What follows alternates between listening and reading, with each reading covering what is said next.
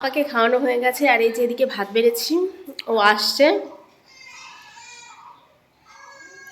এখন খাওয়া দাওয়া করবো।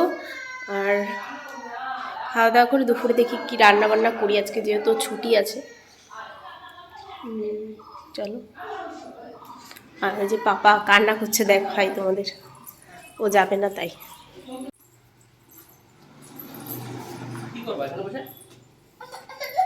কি হয়েছে? পাপা খাবে না? কত বেলা হয়ে গেছে, তুমি তো খেয়ে নিয়েছো। আসো।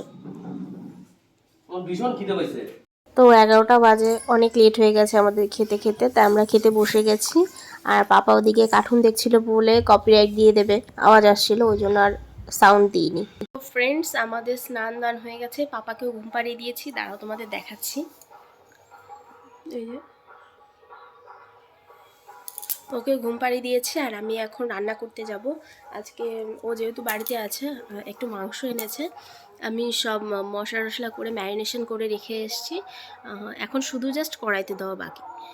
আর বলি ওর একটু বাড়িতে কাজ চলছে আর বাড়িতে লোকজন আসবে, তাও বাইরে কাজ করছে।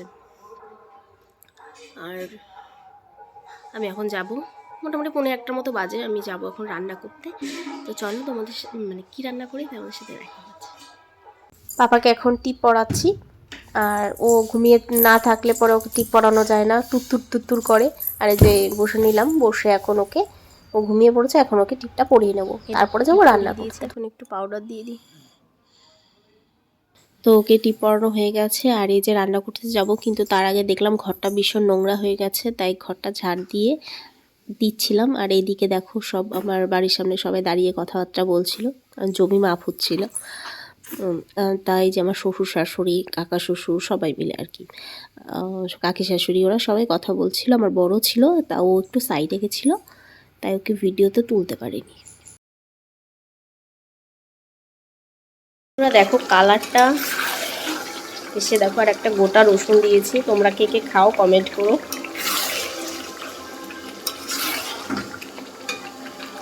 এই যে আমার রান্না কমপ্লিট, এখানে ভাত উপর দিয়েছি, আর দেখাই, এই যে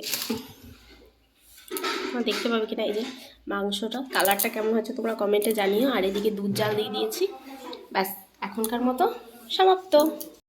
তো পাপা এখনও ওঠেনি, এখনও ঘুমাচ্ছে, আর এখন টাইম হচ্ছে 2:40 বাজে।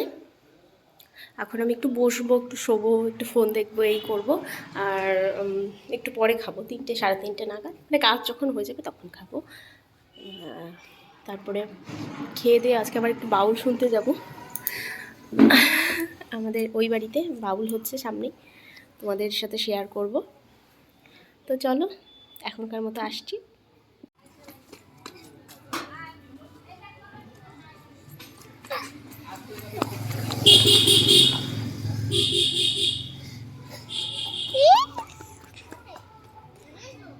কোথায় যাও আবার? এই দেখো আমাদের বাড়ির সিঁড়ির সামনে একটা ফুল ফুটেছে, মানে এটাকে আমরা পয়সা ফুল বলি, তাই যে পাপা হাত দিয়ে ছিঁড়ছে।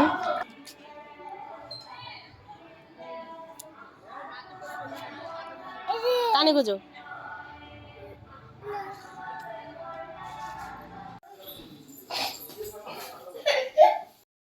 তো আমি এই যে রেডি হয়ে নিয়েছি, একটা শাড়ি পরেছি, যেহেতু বাউল গানে যাব, সবাই আছে।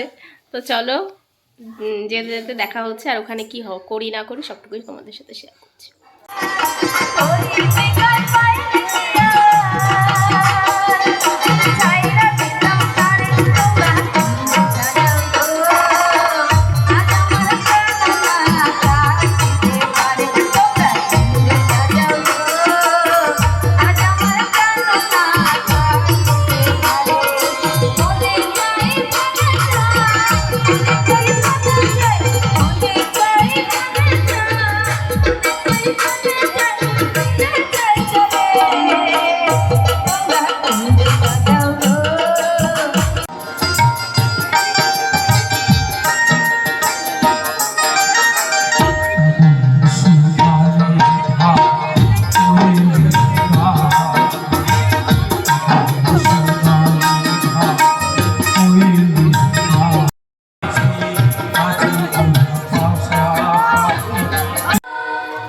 আছে